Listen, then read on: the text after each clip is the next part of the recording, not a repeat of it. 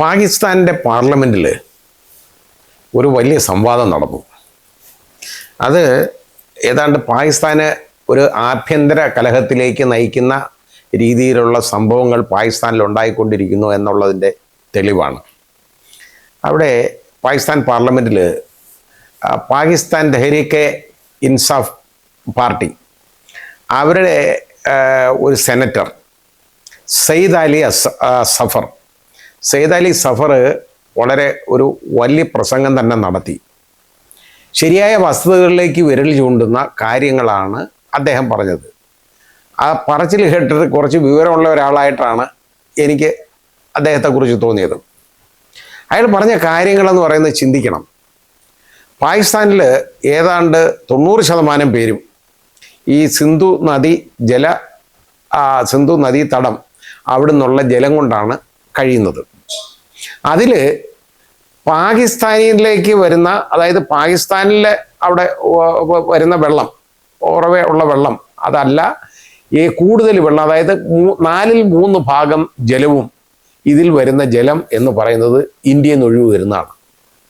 അതാണ് അയാൾ പറഞ്ഞത്. അത് തടയുമ്പോൾ അവിടുത്തെ ജലവൈദ്യുത പദ്ധതികൾ ഒരുപാടുണ്ട് അവരുടെ, അത് മുഴുവൻ താറുമാറാവും. അതേപോലെ തന്നെ ഏതാണ്ട് അവിടുത്തെ കൃഷിക്ക് 90% ആളുകളും ഉപയോഗിക്കുന്നത് ഈ വെള്ളമാണ്. ഏതാണ്ട് ഇത്രയോ വലിയ ഒരു ഭാഗം പാകിസ്ഥാൻ്റെ ഭാഗത്ത് ഉപയോഗിക്കുന്നത് മുഴുവൻ ഈ വെള്ളമാണ്. അത് വറ്റി വരണ്ട് പോവുക എന്ന് പറഞ്ഞു കഴിഞ്ഞാൽ അവിടുത്തെ കൃഷികളെല്ലാം നശിക്കും, ഒന്നുമില്ലാതാവും, ജനങ്ങൾ പട്ടിണിയിലാവും. അതിപ്പോൾ തന്നെ പട്ടിണിയാണ്, ഇനി അത് കൊടും പട്ടിണിയിലേക്ക് മാറും. പിന്നെ അത് കൂടാതെ ജലം ദൗർലഭ്യം, അതായത് ഇപ്പോൾ ലാഹോറിലേക്കൊക്കെ കൊടുക്കുന്ന വാട്ടർ സപ്ലൈ മുഴുവൻ ഇതിൽ നിന്നുള്ളതാണ്. ഇതൊക്കെ ഇല്ലാതായി കഴിഞ്ഞാൽ വെള്ളം കുടിക്കാൻ കിട്ടാതെ ആളുകൾ അവിടെ മരിച്ചു വീഴും. ഈ സ്ഥിതി വരും. അതുകൊണ്ട് ഇന്ത്യയുടെ ഈ ജലബോംബ് എത്രയും പെട്ടെന്ന് നിർവീര്യമാക്കണം എന്നുള്ളതാണ് സയ്യിദ് അലി സഫർ അവിടെ ഷഹബാസ് ഷെരീഫിനോട് ആവശ്യപ്പെട്ടത് പാർലമെൻറ്റിൽ. അപ്പോൾ ഇതിനെക്കുറിച്ചുള്ള ചർച്ചകളൊക്കെ വന്നു. അപ്പോൾ നമ്മുടെ രാജ്യം ഒരു സ്റ്റാൻഡ് എടുത്തതെന്ന് പറഞ്ഞാൽ പഹൽഗാം ആക്രമണത്തെ തുടർന്നാണ് ഇത്രത്തോളം വലിയ ഒരു സ്റ്റെപ്പ് ഇന്ത്യക്ക് എടുക്കേണ്ടതായിട്ട് വന്നത്. അതായത് സിന്ധു നദി ജല കരാർ അവിടെ മരവിപ്പിക്കുകയാണ്, ഞങ്ങൾ ഇപ്പം മരവിപ്പിച്ച് കൊടുക്കുന്നു, അതിൽ നിന്ന് പിന്മാറാൻ പോകുന്നു എന്നുള്ള ഒരു കാഴ്ചപ്പാട് കൊടുത്തു. മാത്രമല്ല നമ്മുടെ പ്രധാനമന്ത്രി പറഞ്ഞതെന്ന് പറഞ്ഞാൽ ഇനി ചർച്ചയെന്ന് പറയുന്നത് ഇതിനെ സംബന്ധിച്ചൊന്നും ചർച്ചയില്ല. ചർച്ചയാകെ 2 കാര്യങ്ങളേ ഉള്ളൂ. POK എപ്പം വിട്ടുകിട്ടും അതിനെക്കുറിച്ചുള്ള ഒരു ചർച്ച. പിന്നെ അടുത്തതെന്ന് പറയുന്നത് ഈ ഭീകരപ്രവർത്തനം, ആ ഭീകരരെ കൈമാറുന്നതും അവിടുത്തെ പ്രവർത്തനം അവസാനിപ്പിക്കുന്നതിനെ കുറിച്ചുമുള്ള ചർച്ച. ഇതല്ലാതെ വേറെ ചർച്ചയില്ല എന്ന് അർത്ഥശങ്കയ്ക്ക് ഇടയില്ലാത്ത വിധം വ്യക്തമാക്കി. അപ്പോൾ അതോടുകൂടി ഏതാണ്ട് ഒരു അടഞ്ഞ അധ്യായമായിട്ട് മാറി. ഇനി ഇത് ഇന്ത്യയെ പഠിപ്പിച്ച ആരാണെന്നറിയോ ഇങ്ങനൊരു കാര്യം? വേറെ ആരുമല്ല, പാകിസ്ഥാൻ്റെ ഉറ്റ മിത്രമായ ചൈനയാണ്. അപ്പോൾ ഞാനും വൈഫും ഒക്കെ കൂടെ ഞങ്ങൾ ഇവിടെ ഗൗഹട്ടിയിൽ പോയിരുന്നു ഒരിക്കൽ. ഏതാണ്ട് ഒരു 5-6 വർഷം മുമ്പാണ് ഗൗഹാട്ടി പോയൊരു, അവിടെ ഗൗഹാട്ടി താമസിച്ചു, 2-3 ദിവസം ഗൗഹാട്ടി താമസിച്ചിട്ടുണ്ട്. അപ്പോൾ ബ്രഹ്മപുത്രയുടെ കരയിൽ ഉള്ള ഒരു വലിയ ഹോട്ടലിലാണ് ഞങ്ങൾ താമസിച്ചത്. അവിടെ ഇരുന്നുകൊണ്ട് നോക്കിയാൽ ഈ ബ്രഹ്മപുത്ര മുഴുവൻ കാണാം. ബ്രഹ്മപുത്ര എന്ന് പറഞ്ഞാൽ ആ നദി എന്ന് പറയുന്നത് അതൊരു സംഭവമാണ് കേട്ടോ, കാണേണ്ടതാണ്. ഇപ്പോഴല്ല, അന്നത്തെ ബ്രഹ്മപുത്ര, ഇപ്പോഴത്തെ ഞാൻ പറയുന്നില്ല. അതിൽ ഏറ്റവും കൂടുതൽ വെള്ളപ്പൊക്കം ഉണ്ടാവുന്നത് ഇന്ത്യയിൽ അതിൽ നിന്ന് ആയിരുന്നു വരുന്നത്. അപ്പോൾ അവിടെ ഈ ആസാമിൽ വെള്ളപ്പൊക്കം എന്ന് പറഞ്ഞ് പണ്ടേ നമ്മൾ കേൾക്കുന്നതല്ലേ, അത് മുഴുവൻ ഈ ബ്രഹ്മപുത്ര നദിയിൽ നിന്ന് വരുന്നതാണ്. കാരണം അത് യഥാർത്ഥ ഇതൊരു നദിയാണെന്ന് ചോദിച്ചാൽ ഒരു നദിയൊന്നുമല്ല, ഒരു കടലാണ്. കാരണം ഈ കരയിൽ നിന്നുകൊണ്ട് തന്നെ മറുകര കാണാൻ പറ്റത്തില്ല ആ നദിയുടെ. മാത്രമല്ല അതിലൂടെ കപ്പൽ പോകും, ഞങ്ങൾ കയറിയതില്ല. അതുകൊണ്ടാണ് ഞാൻ പറഞ്ഞത്, ഞങ്ങൾ യാത്ര ചെയ്തു. വളരെ നല്ല വലിയ ക്രൂയിസും അതുപോലെ തന്നെ കപ്പലുകളും ഒക്കെ പോകുന്ന അത്രത്തോളം വലിയ നദിയാണ്. നദി എന്ന് പോലും അതിനെ പറയാൻ ഒക്കത്തില്ല, ഒരു ജീവനാഡി എന്ന് വേണമെങ്കിൽ നമുക്ക് പറയാം. ജലജീവനാഡി ആണ് ഇന്ത്യയുടെ, അതായിരുന്നു. ഇത് ചൈനയിൽ നിന്ന് ഒഴിവ് വരുന്നതാണ്. ഇപ്പം ചൈന എന്ത് ചെയ്യുന്നറിയാമോ? ചൈന ഒരു ജലയുദ്ധം നടത്തി, ഇന്ത്യയെ ശല്യം ചെയ്യാൻ വേണ്ടി ചെയ്തതാണ്. ഇവന്മാർക്ക് അത്യാവശ്യം ഉണ്ടായിട്ടൊന്നുമല്ല. അവിടെ ഒരു വലിയ അണക്കെട്ടങ്ങ് നിർമ്മിച്ചു. ഈ ജലം മുഴുവൻ അവിടെ റിസർവോയറിൽ കീപ്പ് ചെയ്യുകയാണ്. അതോടുകൂടി ബ്രഹ്മപുത്രയുടെ ഈ പ്രതാപം ഉണ്ടല്ലോ ഒരുപാട് കൊഴിഞ്ഞു പോയി. കാരണം ബാക്കി ഇന്ത്യയിൽ നിന്ന് വരുന്ന ജലമല്ല നമുക്ക് കിട്ടുള്ളൂ, അരുണാചൽ മുതൽ വരുന്ന ജലമേ നമുക്ക് കിട്ടുള്ളൂ. ആ രീതിയിലായിപ്പോയി ബ്രഹ്മപുത്ര ഇന്ന്. അപ്പോൾ ഞാൻ പറയുന്ന പഴയ പ്രതാപകാലമുള്ള ബ്രഹ്മപുത്ര എന്ന് കാണേണ്ടതാണ്. അതൊരു സംഭവമായിരുന്നു, പക്ഷേ ഇന്നൊരു വലിയ സംഭവം അല്ലാതായിട്ട് മാറി. കാര്യം എന്താണ്? ചൈനയുടെ ഈ വൃത്തികേട് കൊണ്ടാണ്. ഇത് ചൈനയാണ് നമ്മളെ ഇത് പഠിപ്പിച്ചത്, ഇങ്ങനെ ചെയ്താൽ കൊള്ളാം എന്നുള്ളത് മനസ്സിലാക്കി.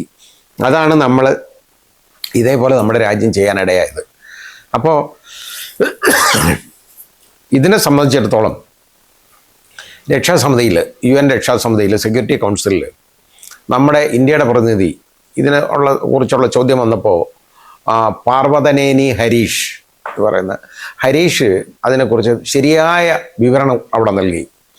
അതായത് കഴിഞ്ഞ 4 പതിറ്റാണ്ടുകളായിട്ട്, അതായത് 40 വർഷമായിട്ട് ഈ ഭീകരപ്രവർത്തനം, അതായത് പാകിസ്ഥാൻ്റെ ഭാഗത്തു നിന്നുള്ള ഭീകരപ്രവർത്തനം ഇന്ത്യയിൽ നടത്തുന്നത് മൂലം വിലയേറിയ ഏതാണ്ട് നമുക്ക് 20,000 പേരാണ് കൊല്ലപ്പെട്ടിട്ടുള്ളത്, മരിച്ചു പോയിട്ടുള്ളത്.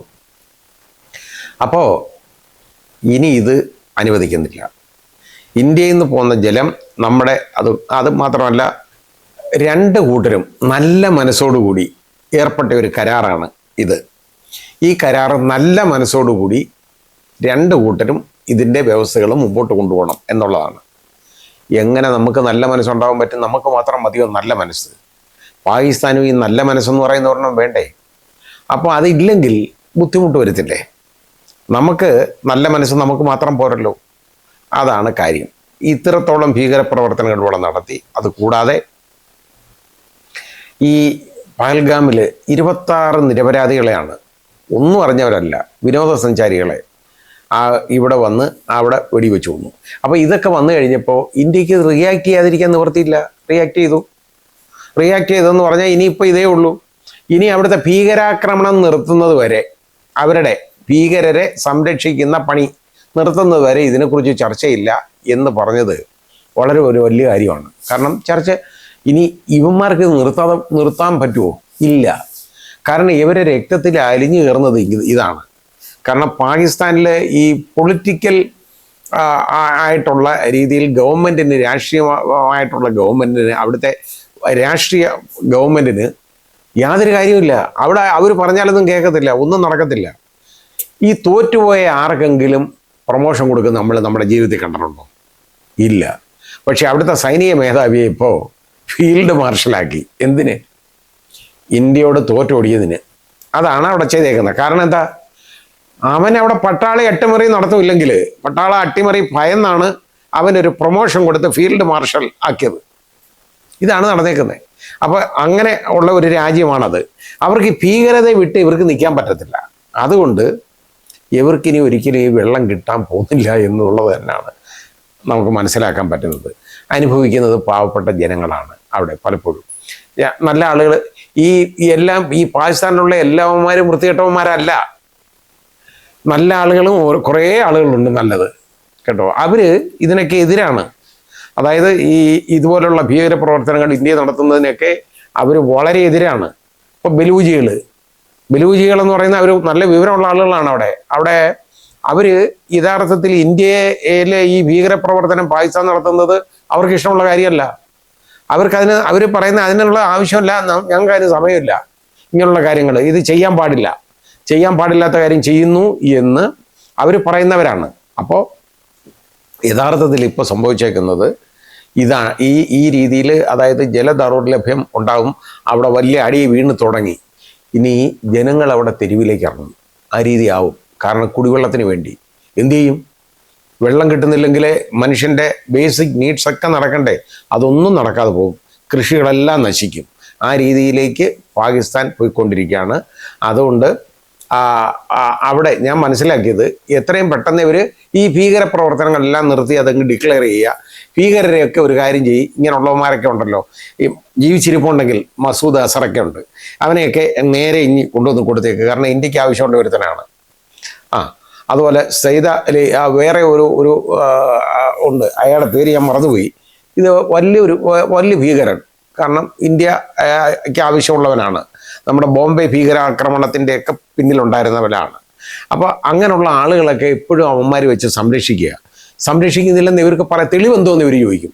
എന്തിനാ തെളിവ് കൊടുക്കുന്നത്? സംബന്ധിച്ച കാര്യം അവിടുത്തെ പ്രതിരോധ വകുപ്പ് മന്ത്രി പറഞ്ഞെന്താ, അന്ന് അവിടുത്തെ 2 മന്ത്രിമാരുടെ പ്രസ്താവന മാത്രം മതിയായിരുന്നല്ലോ.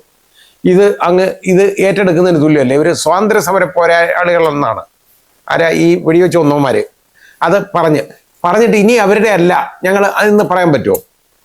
എന്നിട്ടെന്താ, ഇവിടെ ഇന്ത്യ ആക്രമിച്ച് യഥാർത്ഥത്തിൽ ഭീകര താവളങ്ങൾ തകർത്ത് കഴിഞ്ഞപ്പോൾ അവിടെ ഈ റൌഫ് അസറിനെയും, അതായത് ഈ മസൂദ് അസറിൻ്റെ അനിയൻ, ഇവനെയൊക്കെ സംസ്കാര വേളയിൽ, ശവസംസ്കാരം മൃതദേഹം മറവ് ചെയ്യുന്ന വേളയിൽ അതിൽ പങ്കെടുത്തേക്കുന്ന ആരാ? പട്ടാളത്തിലെ ഉയർന്ന ഉദ്യോഗസ്ഥരാണ്. ഇട്ടിട്ട് സീനിയറായിട്ടുള്ള ഉദ്യോഗസ്ഥർ ഇന്ന് സല്യൂട്ട് ചെയ്യുകയാണ്. ഇനി അത് ലോകം മുഴുവൻ കണ്ടതാ. ഇനി പറയാൻ പറ്റുമോ ഈ ഭീകരരൊന്നും ഞങ്ങളുടെ അല്ല, ഞങ്ങൾക്ക് അറിഞ്ഞുകൂടായിരുന്നു?